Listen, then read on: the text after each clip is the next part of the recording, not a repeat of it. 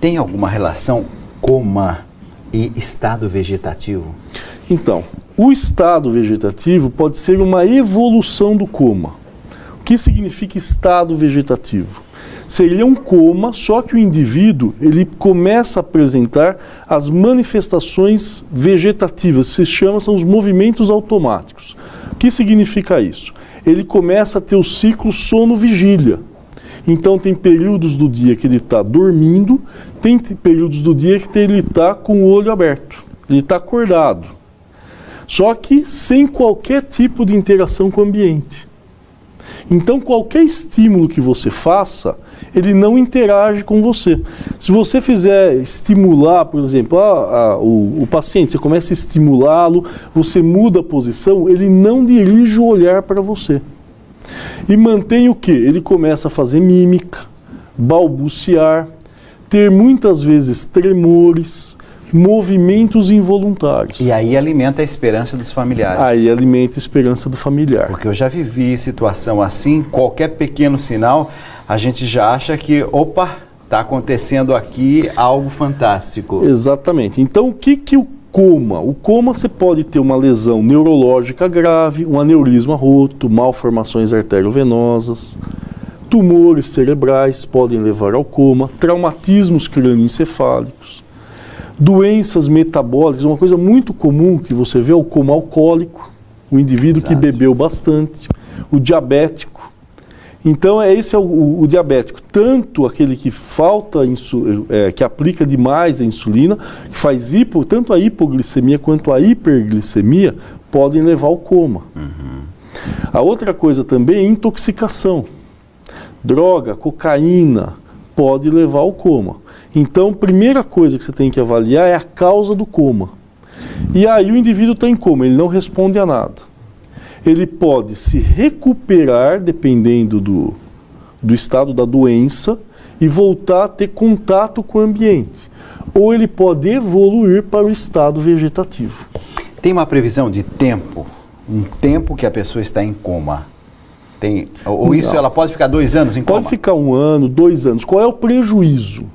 Vamos supor, quando você fala, ele pode recuperar mesmo depois de 1 ano, 2 anos. 2 anos é mais difícil, mas a partir de 8 meses, 1 ano, o indivíduo pode sair do coma? Pode sair do coma. Só que nesse período, qual é o risco de um indivíduo em coma? É pegar infecção e morrer por uma infecção. Então ele não morre em decorrência do coma. Ele morre em decorrência de uma infecção. Seja uma infecção de urina, seja uma pneumonia. E aí evolui para uma sepse. Mas, doutor Feres, por exemplo, Michael Schumacher, piloto de Fórmula 1, tal, de repente caiu, bateu a cabeça, ele está em coma ou em estado vegetativo? Ele poderia, num primeiro momento, estar em coma e depois evoluir para um estado neurovegetativo, dependendo da doença que ocasionou o coma, que no caso foi um traumatismo crânioencefálico. Então, nesse momento, ele deve estar em estado neurovegetativo. O que significa isso? Ele respira sozinho, ele não depende de aparelhos para respirar. Ele passa boa parte do dia com o olhar desperto, ele está desperto.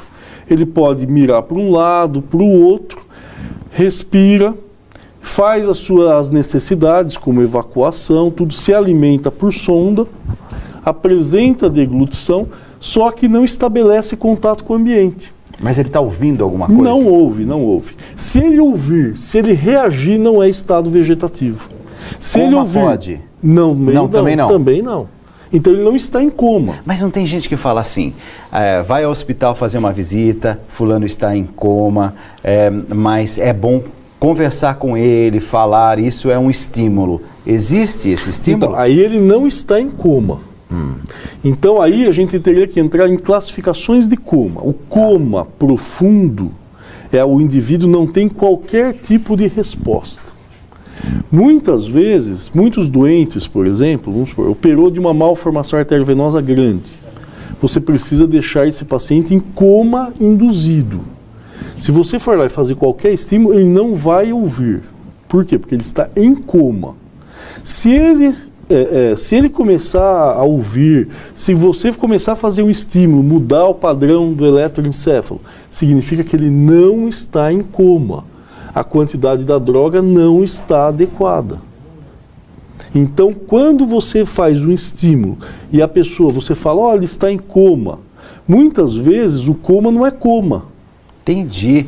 Nossa, como a gente aprende aqui, não tem noite que eu não vá para casa dizendo assim, não sabia isso. Ou porque acho que eu sou muito ignorante também, né? Porque tudo para mim é novo. Por exemplo, eu achava que essa história de aperta a minha mão, e aí então a pessoa aperta a mão. Essa pessoa estaria em coma, mas está respondendo aos estímulos, tá? Não existe isso então? Não, não existe isso. Então não está em coma, é a mesma coisa o médico.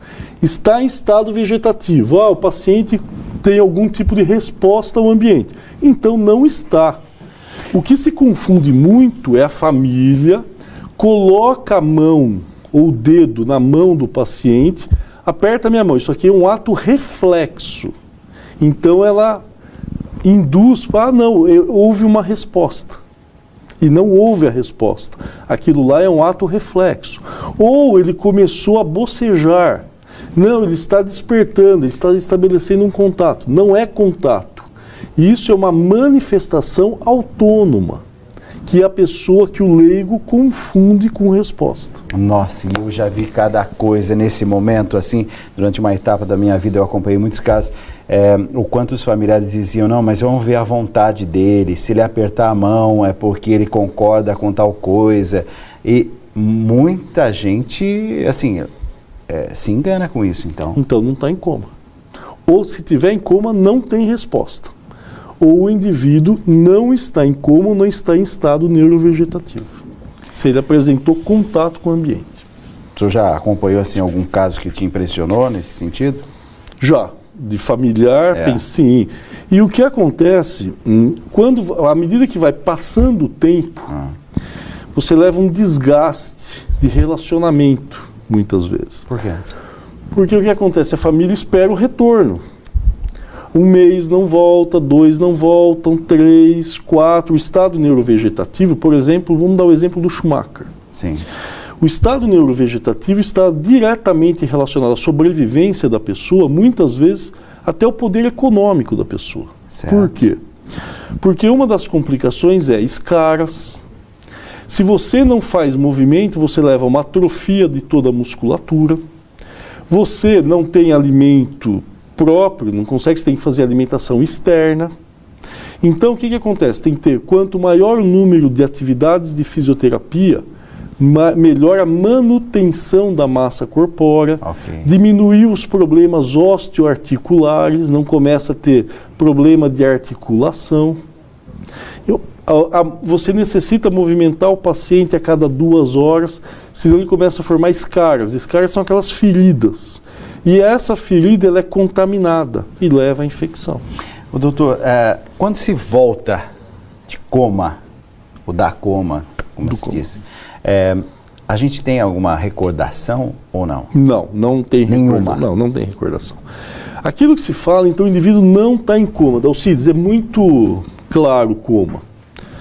O coma profundo, hoje a gente consegue medir o coma profundo. Então você põe um aparelho que vem na testa do indivíduo e você vai sedando esse indivíduo.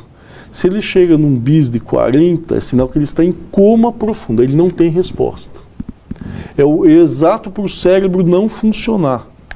Quando você quer induzir um paciente ao coma, o que você quer? Diminuir a atividade do cérebro. Então vai menos sangue para a cabeça. Então o cérebro trabalha menos, eu quero deixar o cérebro em repouso. Então o que você faz? Quando você atinge aquele patamar, o indivíduo está em coma. Se está acima daquele patamar, você não obtém muitas vezes uma resposta ao estímulo doloroso, mas o indivíduo não está em coma. Aí é possível o indivíduo ouvir, se lembrar de algo. Muitas vezes tem muitos doentes que se queixam, doutor, eu ouvi uma conversa na cirurgia. Pode muitas vezes ter ouvido ou muitas vezes ter o quê? Uma alucinação. Mas o que você nota na cirurgia, muitas vezes quando eles relatam, é que em algum momento o indivíduo começou a despertar. Entendi. Doutor, a gente está praticamente assim, com o tempo esgotado, mas eu não queria deixar a Ana Júlia de Belo Horizonte sem resposta. há mais ou menos 1 ano, meu pai teve um AVC que o levou a um coma.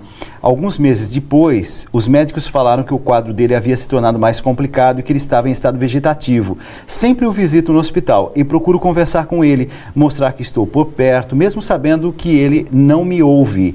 Porém, um dia desses, durante essas conversas, comecei a rir e, para minha surpresa, ele mexeu os lábios na intenção de sorrir. Fiquei em choque e, ao questionar o médico, ele disse que meu pai não seria capaz de entender o que eu falava e muito menos sorrir em resposta. Doutor, não tem chance nenhuma do meu pai estar ciente do que acontece ao seu redor? Teoricamente não. Por quê? Porque um dos movimentos automáticos é o oromastigatório. Então ele tende a fazer movimentos com a boca. Muitas vezes o movimento da mandíbula, muitas vezes até uma expressão de sorriso, mas principalmente o bocejar. Então, em termos práticos, se ele está em estado vegetativo, ele não pode ter qualquer contato com o ambiente. Isso é por definição médica. É que a gente, no fundo, quer, né? Eu estou entendendo, Ana Júlia, eu também queria, sabe? Que ele tivesse dado um sinal, que ele tivesse ficado feliz com a visita dela. Mas a vida não é bem assim, né, doutor? Exatamente. Agora, tem os pacientes que retornam do coma. É outra coisa. Então, o coma, ele pode ir para o estado vegetativo, como a pessoa pode melhorar. Então, é por isso que quando você faz hoje, qual é o risco hoje do estado de coma? É você diagnosticar morte cerebral. A morte cerebral tem alguns critérios hoje. Porque muitas vezes esse doente vai recuperar e se você falar simplesmente, olha, ele está em coma há 3 meses, então está em morte cerebral. Você ouve muito isso. E aí daquele indivíduo, olha, o médico falou que morreu, mas ele está vivo. Então hoje você tem critérios para o diagnóstico de morte cerebral. Olha, o senhor é um fenômeno. Todos os assuntos que eu trago aqui, a produção traz, o pessoal se interessa. Obrigado por ter vindo. Dr. Feres Shaddad Neto, neurologista, cirurgião. Né? Cirurgião. Neurologista, é isso? Neurocirurgião. Neurocirurgião. Do Instituto de Ciências Neurológicas do Hospital Albert Einstein, chefe de neurocirurgia vascular da Unifesp. Obrigado por ter vindo. Eu que agradeço, Dalcides, mais uma vez a oportunidade.